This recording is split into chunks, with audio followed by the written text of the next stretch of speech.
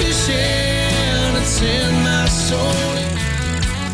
Welcome to the Salt Strong Podcast, disrupting fishing entertainment as you know it. Prepare to laugh. Prepare to get to know fishing legends in a whole new and unfiltered way. And on occasion, you might even learn a thing or two about fishing. Here's your host, Joe Simons. Like diamonds.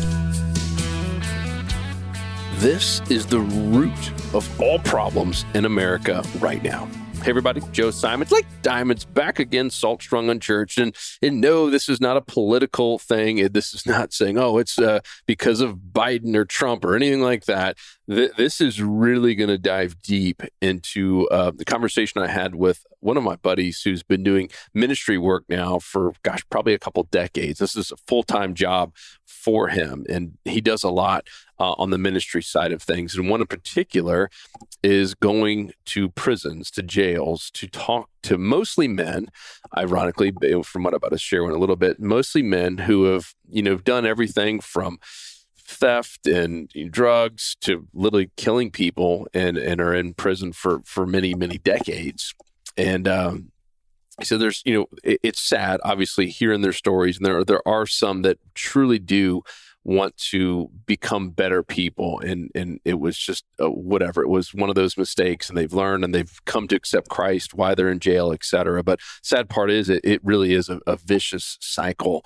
It's why the majority of people who go to jail or prison and get out end up back there in a short amount of time. And he's like, it's so sad how overpacked these prisons are, and just how sad it is that so many people in our society live that way, where it's just literally a vicious cycle and they can't get a job. And there are some great groups like Jobs for Life that do just a fantastic job of finding those people who really do want to come clean and really want to make an impact in this world. And, hey, all right, we'll help you get a job. Hey, you got to start going to church. You got to start jumping through some of these hoops, if you will, and we will literally lift you up and lead you and help you find just an amazing role and start living a clean life again.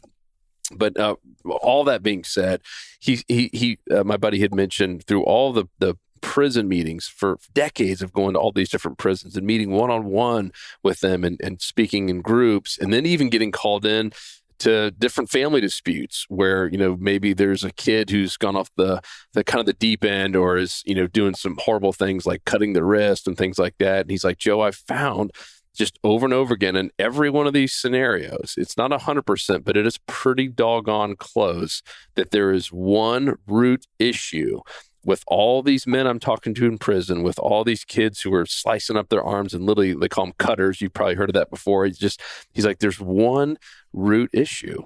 And he said, it's dads. And he's like, I'm not just saying that because I'm a dad. He's like, I'm just telling you because I didn't believe it at first either.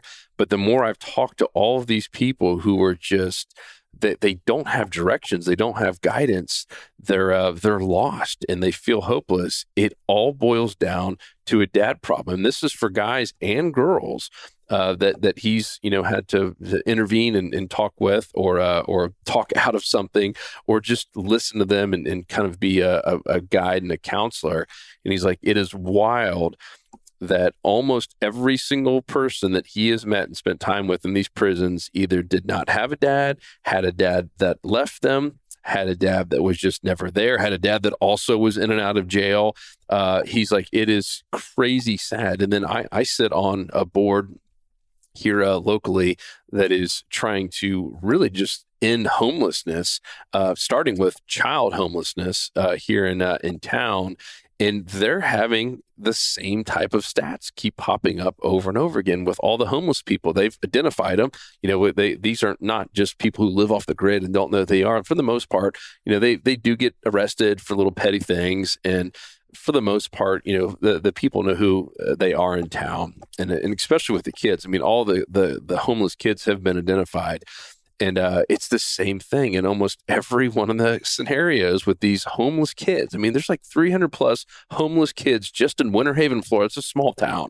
And there's that many kids who are living homeless that do not have an actual home. That means some nights they might be under a bridge. Some nights they might be in a car. Some nights they might be in a hotel room and at least have something over their heads and like air conditioning. But can you imagine in the state of Florida, like living just spot to spot, and sometimes living and sleeping in cars with other siblings.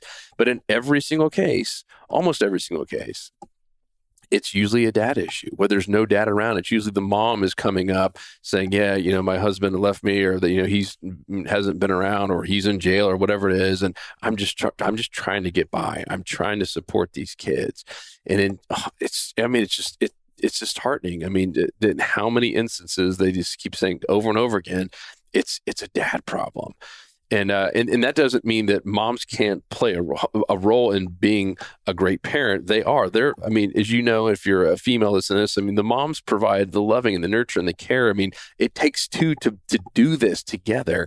But in so many instances, almost 100% of the instances of what these, one, my friend has shared, and two, what this nonprofit has shared, is this is a massive dad issue. That dads aren't present. They're not available. They're not around. They're not around to lead. They're not around to show their kids how to be a great dad, how to be a great husband, right? And so these kids now are looking at other things like social media, or they're looking at, whoever it might be, the abusive stepfather that comes in, or whatever it might be. And it is, I don't know, it just kills me on how many young people are getting, I'm going to just say, screwed up as adults because there was no dad around, or the dad that was around was just a horrible person.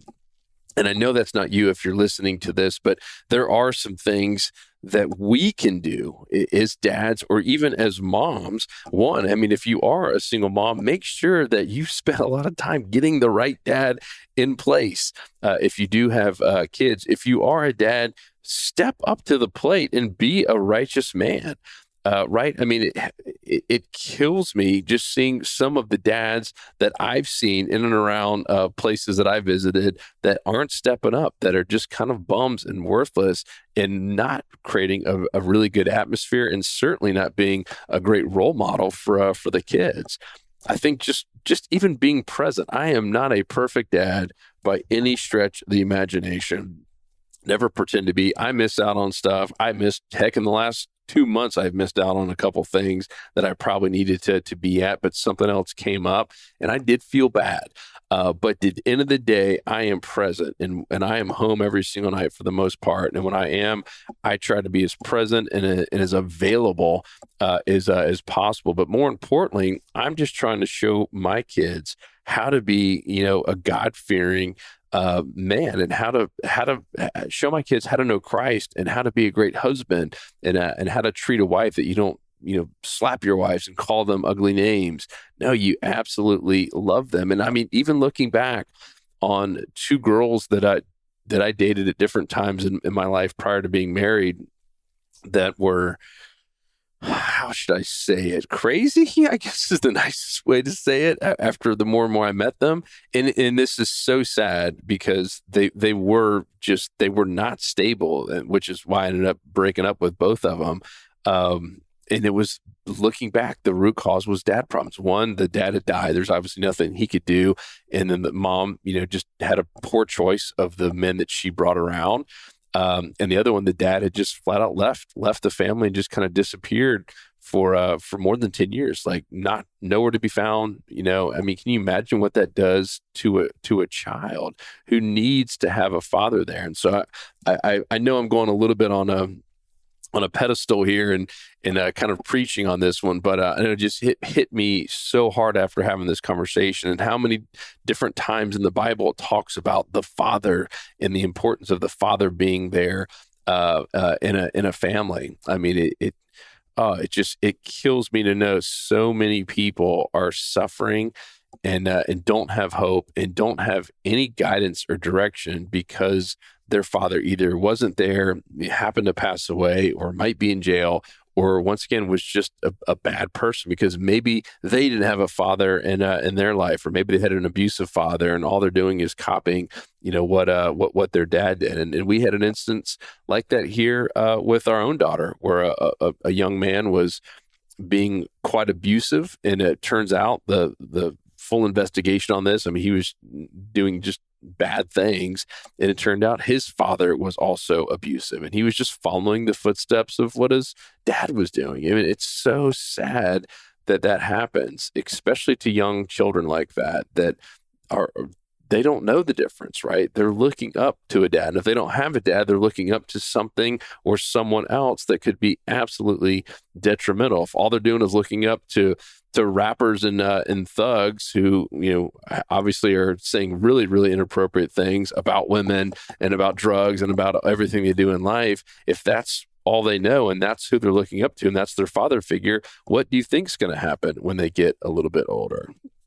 I'm betting it's not going to be great. And so I just wanted to share that with you. I think as men, in particular, this is our job to be present, to step up to the plate, to lead, and in some cases, maybe even take a child in that doesn't have that father figure. And that doesn't mean they have to live with you, but even just to be there with them on the weekends, to throw the baseball around with them, to speak some Christ into them, to show them, hey, there are great men out here, and here's what it looks like to be a great husband or to be a great dad or just to be a great man in general. That no, it's not about cursing and slapping people and getting in fights and doing drugs. Here's what it looks like to be a man. And I want to make sure that if you're listening to this and maybe you haven't been the best dad, maybe you haven't been present, maybe you haven't been a God-fearing dad, maybe you have been to prison, maybe you just haven't been there at all, it's not too late. The fact that you're hearing this and listening to this right here today means that God is not done with you.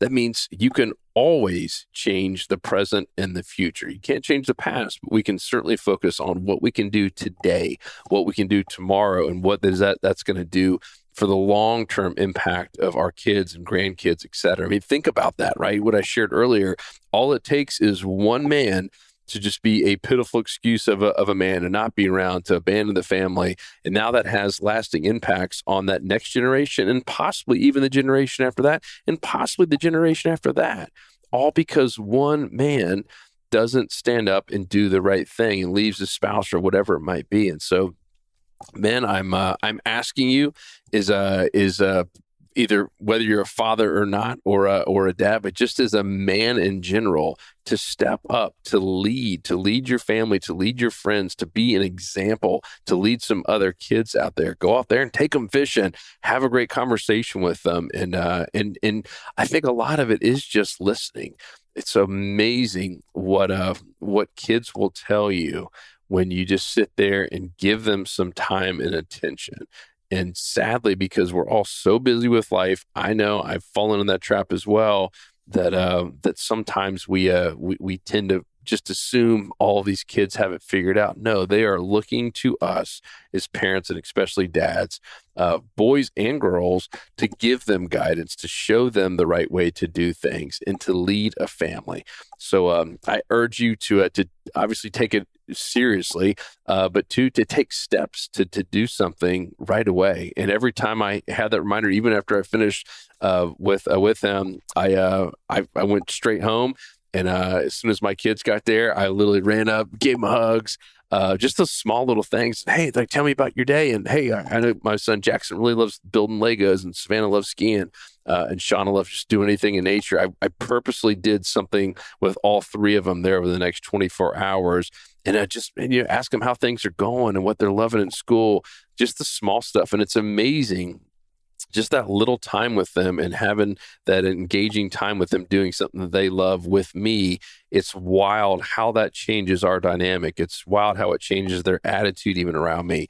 And so if you do have kids that are maybe tough, right? Because we all do, just try that. You might be shocked at what happens when you give them a little bit more time and attention and just being present and listening. It's really, really wild. So I want to share that with you guys. It was on my heart to share after speaking with him and after just seeing the results of the homeless. It's such a dad issue. And as I said, the good news is it can start today. I mean, the whole world could be changed if we all just became slightly better versions of ourselves and focused on greatness instead of just mediocrity, and focused on being present and being great parents, moms and dads, and stewards of this world, and just followers of Christ. It's amazing what can happen. So I love you guys. And if you have any thoughts on this, I am certainly not an expert. I am just sharing what of some of the things and the stories that I've been a part of and been privy to. So hit me up, joe@saltstrong.com. I would love to hear your thoughts and opinions. Chat soon. 'Cause fishing, it's in my soul.